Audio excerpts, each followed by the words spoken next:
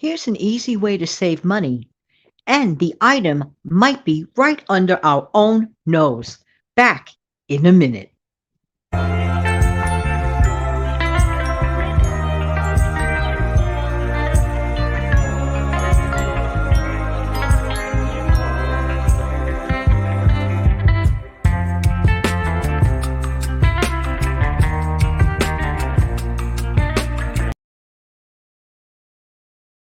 Good morning, good morning. This is Jan from New York City, and the channel name is Jan from New York City Saves Money. And I truly love helping people to keep some more of their own hard earned money. How's everybody doing today? Hope, as always, that this audio video finds everybody doing well. I want to talk to you today about repurposing. Recently I was on a phone conversation with a friend, and this friend was saying that, they don't know what to do with their meat because they had leftover meat. And I said, why don't you just wrap it up and, freeze it, which is a common sense answer, right?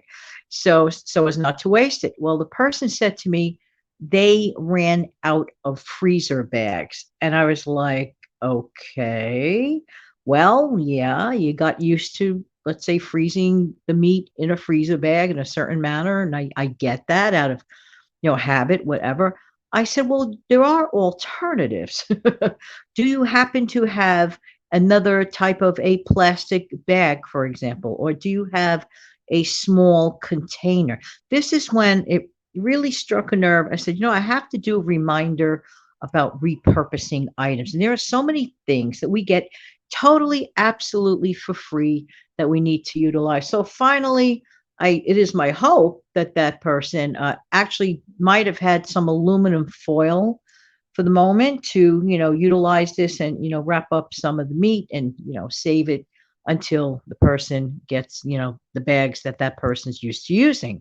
But in the interim, I believe that that person put the aluminum wrapped meat slices or whatever in the foil and then put the foil packs in a bread bag, an empty bread bag. So that's what really got me rolling and said, I really need to create this video as a reminder.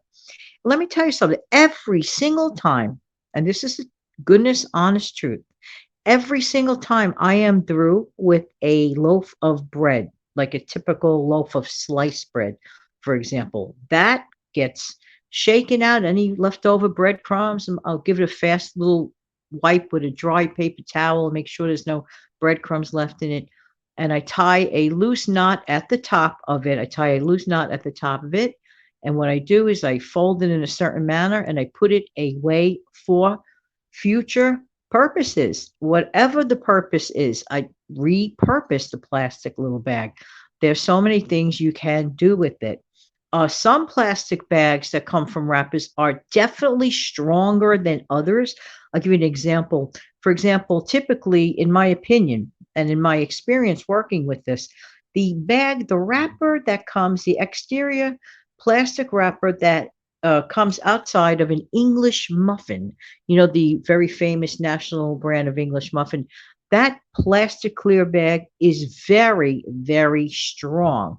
So, in my opinion, and it works, I get in the habit, and I would really suggest strongly get in the habit of utilizing, saving, some of those plastic bags, put it away in a safe place, away from, little ones, and you have them for whatever the purpose, even if it means like for like let's say like a shaking and baking type of thing, if you're coating chicken or something, for example, for dinner.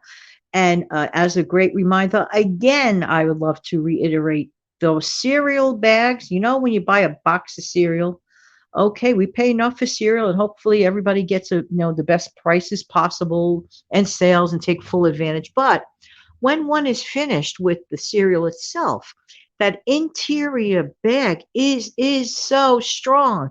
It is like the strongest bag ever. I cannot tell you how many cookie crusts I have made with that on the cheap. Sometimes you just throw some, cookies in there and you just like squish them with your hands and you can make the crumbs. You don't even need to bang anything, just like squish it with your hands, or if you prefer, you could, just put the cookies inside one of those bags and get a rolling pin or a book or anything to smash down into those crumbs. It is really totally amazing, the stuff that we can work with absolutely for free in a sense, because you already paid for that. And I am all for repurposing. I really, really am. I think it's a great thing to do.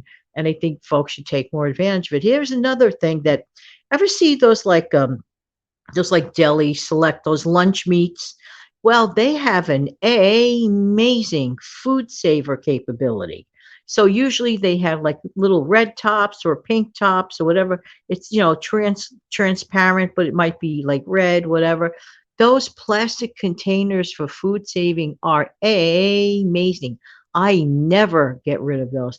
Not that I eat that much luncheon meat. Maybe if I get one of those lunch meats once every couple of months. I go through these lunch meat phases. Okay, it's not like something I crave all the time, but whenever I get one of those containers, and actually, it's interesting because it's not going to smell so bad like lunch meat, even before you rinse it out to keep it and to store it, because the original lunch meat in and of itself is in like a vacuum seal type of bag by itself. So this is a tremendous thing to do. I mean, why not? I hope you know the containers I'm talking about. Probably many people do know. Another thing that I like to repurpose, this is not a bag, however, those ever see, like usually around the holiday season, you see this every so often, these large, large tins of like they stand up straight. They like for crackers, they like an overgrown tin of crackers, or those popcorn tins, for example. I could get reuse after reuse after reuse. And also, obviously, those cookie tins to reuse and repurpose, for example, to give someone a gift of homemade cookies. So it all depends on your lifestyle. It all depends on the space you have. But getting back to the plastic bags around here, like in this area, this is a plastic bags these days are a precious commodity.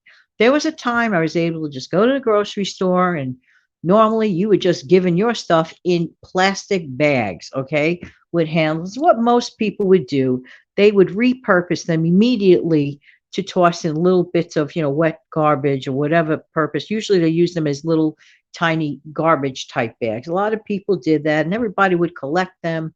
And I'm telling you, boy, some states still you can get them, but you cannot get it in the state of New York. That I could tell you. It's. I also think that in the state of New Jersey, it's impossible to get that type of a bag at the grocery store.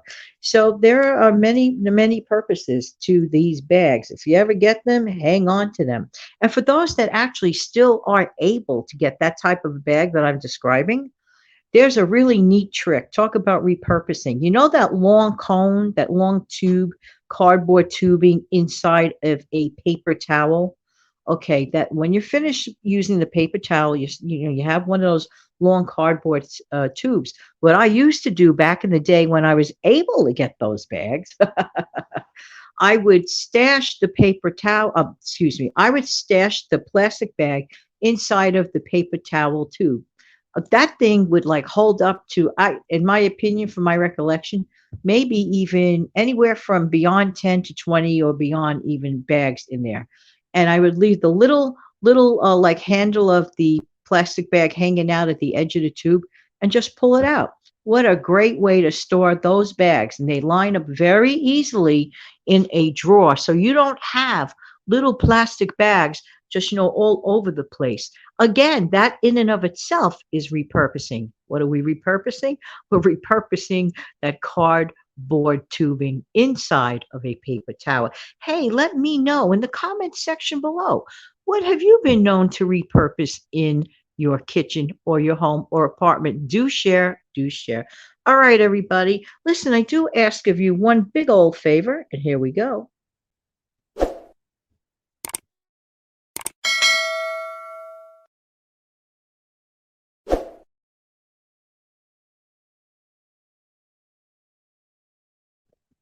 Thank you for clicking subscribe and like and for sharing this video.